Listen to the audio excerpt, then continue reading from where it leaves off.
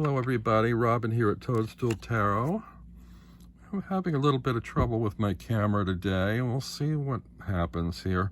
I'm trying to explain why and how I created my third deck. This time a Lenormand deck. The first two were a majors only and a 78 card pip deck. This one I started a year after my first ones, along with, I should say, inspired by the work of my friends Mendy and Kristen Louise, who are each creating their own decks. Mendy just completed her Lenormand. Kristen Louise is working on an Oracle.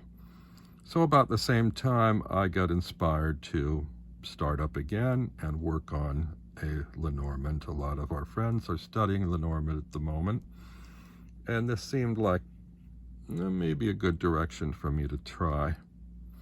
Now, what I've done isn't typical of a Lenormand deck, which focuses on specific symbols and words. I have that, and you can look at the words and use just the words alone. You can use just the symbols alone. But I've included a character on every card, Little Norman. So I'm sent him on sort of a fool's journey, similar to the major arcana in the regular tarot, even though Lenormand isn't like that. But the symbols are all related to people and actions they take, or actions that occur around people and individuals. So I wanted to include this little figure on all the cards, and I also wanted to leave it open to be used as either a Lenormand or an Oracle, or however the reader chooses.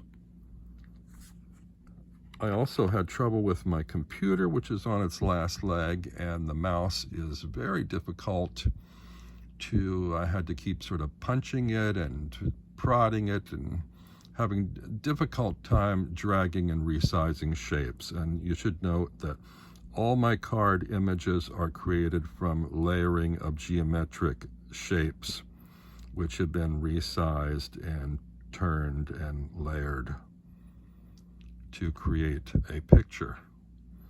So the opening card here is the rider, which is supposed to be riding a horse, although it doesn't look much like a horse. It's made of triangle shapes. It was the first card I attempted in the deck, and things evolved from there into more better shapes maybe.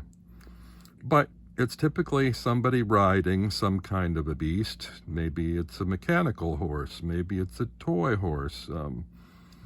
You don't know, but it is going downhill. So there is this notion that there's a progression of someone riding, which is important to this card. The rider is coming towards us with some sort of news from a distance, some sort of information. You can see he's looking sort of ahead with a side eye. The horse is looking down. There's sort of purpose in this direction to move. And it's usually good news, but not always. We have the sun in the sky here, sunny day.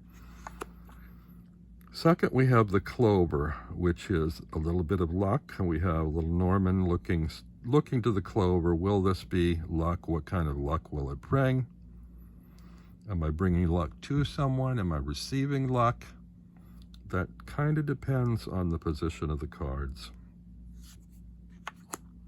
Here we have the boat. The boat is on choppy seas. We have a sail on the boat to be pushed along by the breeze, any breeze we might have, although the sky is clear. Maybe there's not much breeze. Additionally, he has an oar, which might help him move along through this water. Looks to be a very hot day. Because of the waves, it looks like the travel may be distant or difficult, maybe from far away. And this usually is some kind of news or information coming from far away. Here we have the house. I have a house alone on a little plain, a little field, in a kind of a Home Alone face. pose, you know, kind of an uh-oh or oh my kind of position, expression. And little Norman up front is kind of not quite sure what his expression is. Should he go in the house? Is there something in the house watching him? Is he inviting you in? Is he saying, oh, here comes a stranger, maybe stay away? But this is his home. He's the only one there. It's his place of comfort and safety. Next we have the tree. There may or may not be something hiding in the branches of that tree. It's the only tree in the yard. It's in a dark area, but it's firmly planted, firmly growing out of the ground. It is growing. There's no leaves falling or rotting on this tree. It looks to be very solid, symbolic perhaps of health or family tree, roots, and considering family and health the way he's looking at the tree. Maybe wanting to get away from family. Maybe he can't escape family. Maybe the memory and stories of family follow him everywhere.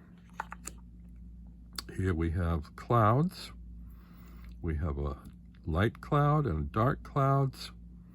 There's some lack of clarity usually where there's clouds. Don't quite know what to make of it. Is it something, dark clouds coming your way, bright clouds in the sky, the sky clearing, things becoming clearer, things becoming unclear, things uncertain? That may be what he is considering here. Next we have the snake.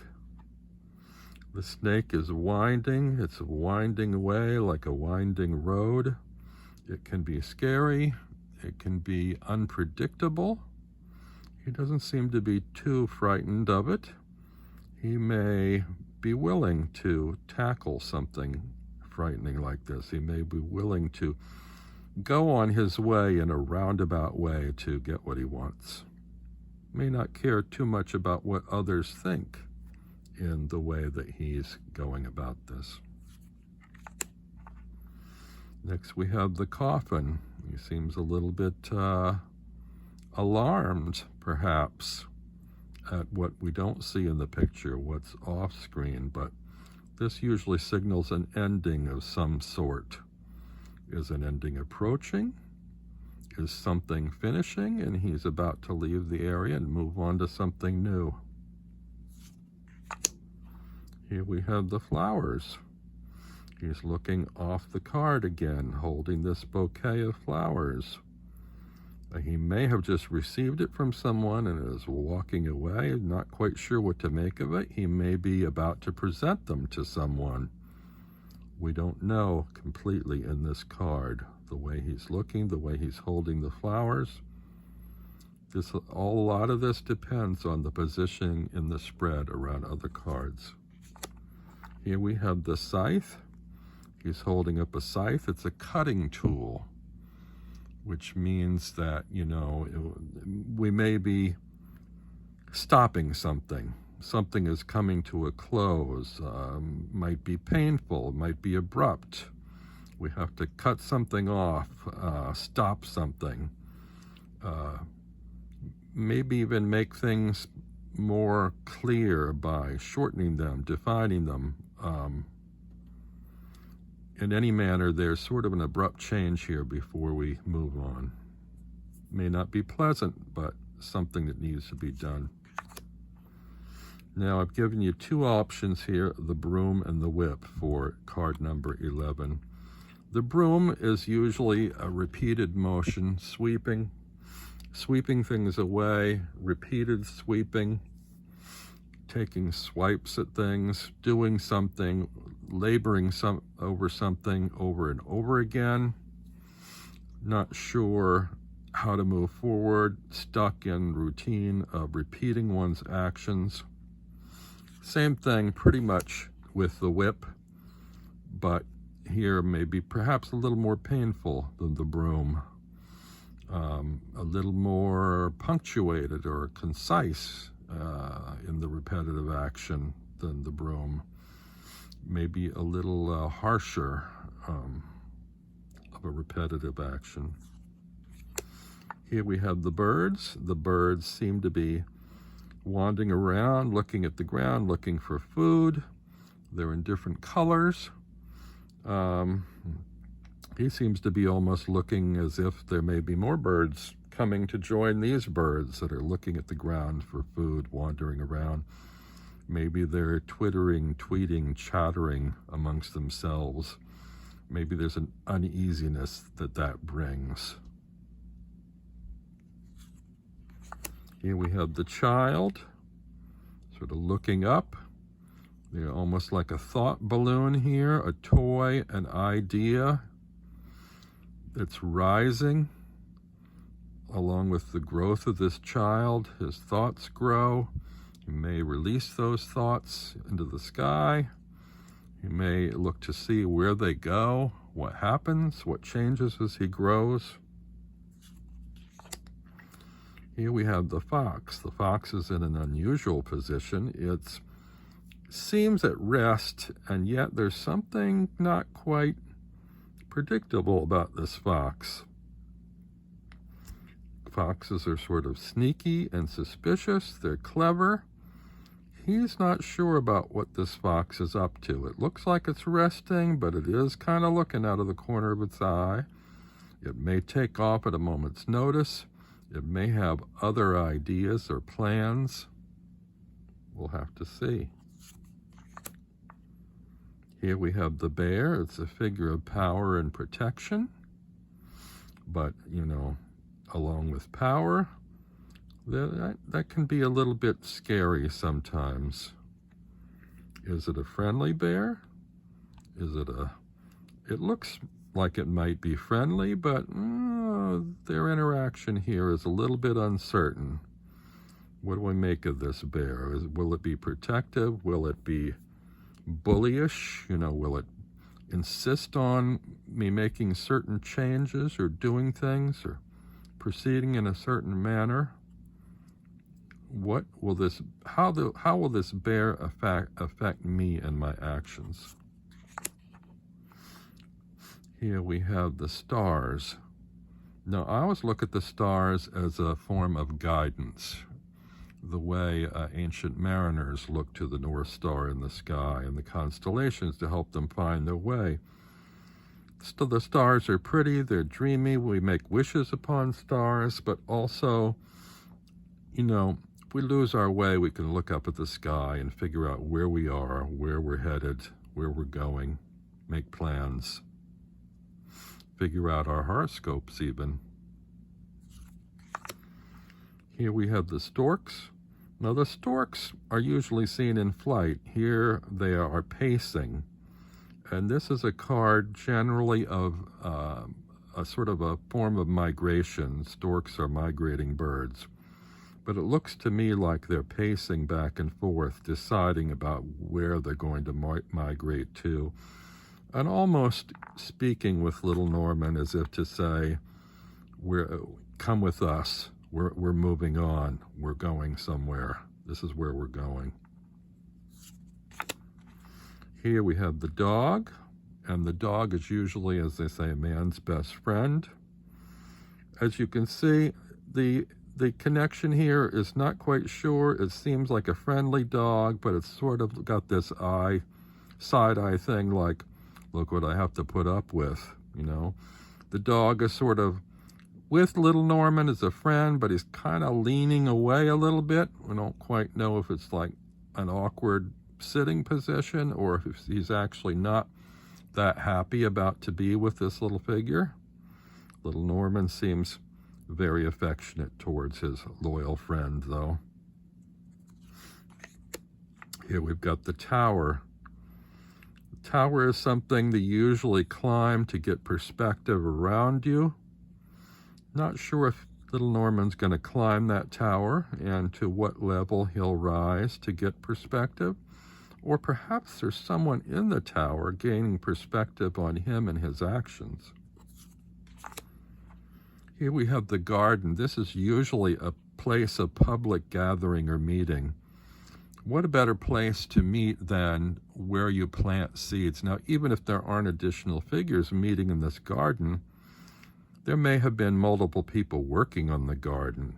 And even if there aren't any figures, you have a gathering of flowers, as if these are all individuals meeting together in a common place. Little Norman almost seems to be looking off the card as if to invite friends into the garden, to have a look at the garden. He's pointing towards the garden. Here we have the mountain. Have a range of mountains here, and as you can see, they're not impassable. You can climb them. It might be difficult. You can go around them, but it's a long walk. Mountains are usually a sort of a barrier. Here we have paths. We have two paths. One's a little bit more direct. One is a sort of a winding way. And we never know where paths will lead. We don't see what's the ends. We must make choices in our lives. And you can see the way he's going, it may actually turn him upside down to follow this path, or sideways and upright going on this path. Here we have the mice. The mice usually nibble away at things. They're pests, they're bothersome little creatures. Here's little Norman. We don't know if he's tempting them with cheese or accusing them of eating his cheese. His cheese has holes in it, as if there are bites out of it, but it may be Swiss cheese too. He may be trying to tease them or tempt them with an offer of Swiss cheese, or he may be accusing them of having eaten his cheese. We're not quite sure. Here we have the heart. The heart is protected in this oval of kind of a protective circle of, or I should say a circle of protection. It's not quite a circle, it's more of an oval. It might be in a frame on a wall, or encapsulated in some sort of barrier that protects one's heart from maybe being broken by others, or being stolen. You know? He may be inviting someone to view his heart, to accept his heart, inviting someone into his heart. Here we've got the ring, which usually speaks of contracts or commitments, but I also think of this as a cycle or a circle going round and round and round, unending. The way a commitment would be, the intent is that it lasts forever when you make a contract or a commitment. Here we have a book. We can't see what's on the pages, but we know there's information there. He looks to be studying or trying to figure out what this information is. Books usually hold secrets, and so here we have secrets in a language that we can't specifically see, but we know it's there, and we need to figure it out. Here we have a letter, communication that has come from a distance by mail.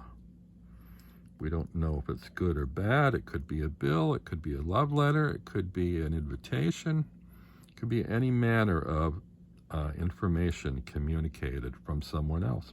He may be sending a letter rather than receiving it. Here we have person. This indicates the person doing the reading, or little Norman himself. Here we have the other person. This may be a person that little Norman is interested in, a person that's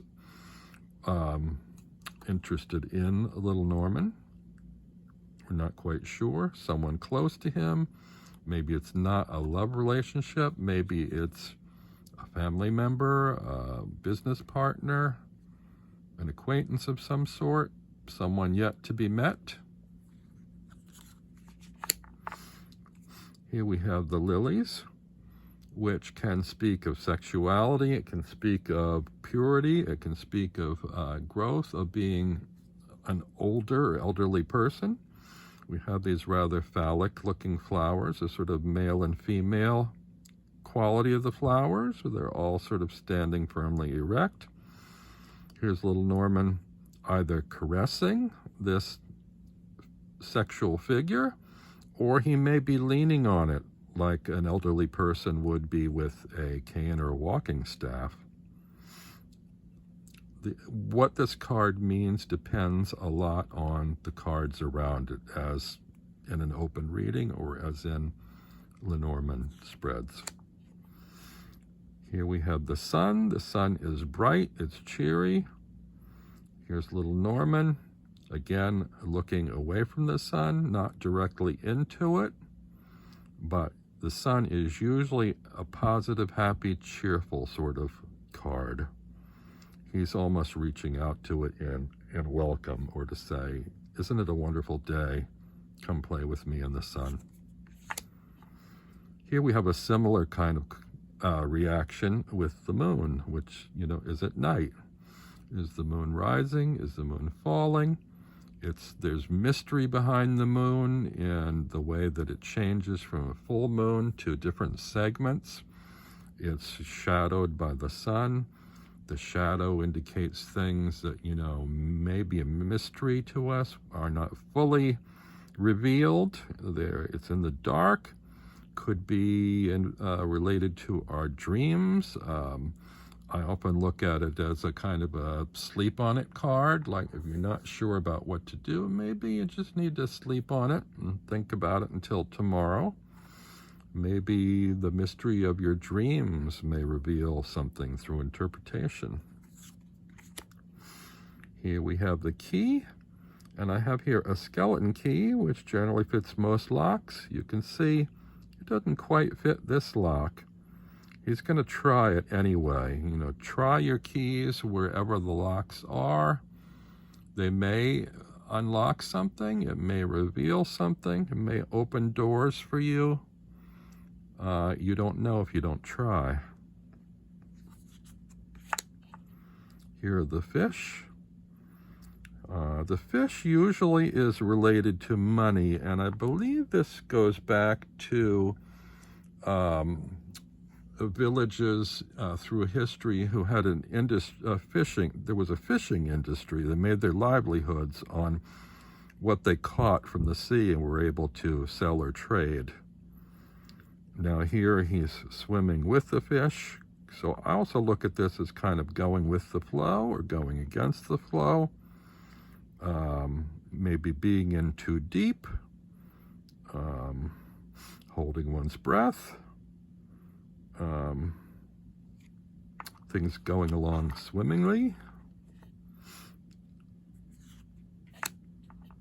Here we have the anchor.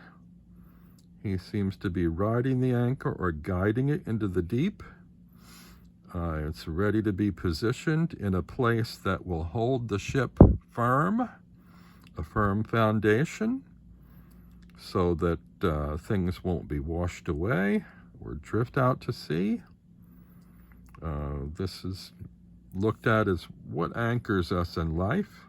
Is it our job, our position, our family? What kind of situations hold us in place?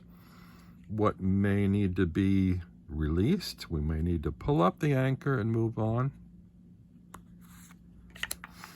And the last card is the cross. Now here it looks to me like the interior of the church and the altar place, or perhaps the glass window with the cross. The cross here is a bit like a dagger.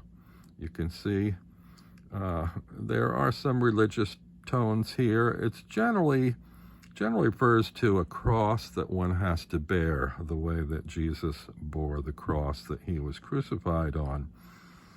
This positioning is almost as if little Norman is a little bit suspicious of the cross of the church, or what elements he might have to deal with or bear. And it's almost positioned like a dagger. He may be stabbed in the back by religion, by the church, by these burdens, by these crosses that he has to bear in his life. So these are just a few ideas for ways of reading my little Lenormand deck, and things I was thinking about when I created it, and things it continues to reveal to me as I use it. I hope that some of you out there might purchase this deck and have some fun and be able to work with it. These are the backs of the cards. It's available at makeplayingcards.com. It's called, again, Little Norman's Little Lenormand Cards. And it's available in both a linen cardstock and plastic. This is the plastic, which shuffles very easily. It's very flexible, waterproof. And so you have two options. I think they're both the same price. I don't know how that is because Make Playing Cards pricing is all over the map, but somehow this format allowed me to price these at the same price. So I believe it's affordable. Only you can decide whether this is worth it to you. I thank you for joining me and letting me explain a bit further about this little deck and the kinds of inspirations I had with it and continue to have. Yeah, I guess that's about it. Thank you for joining me, and I will see you all again soon. Bye.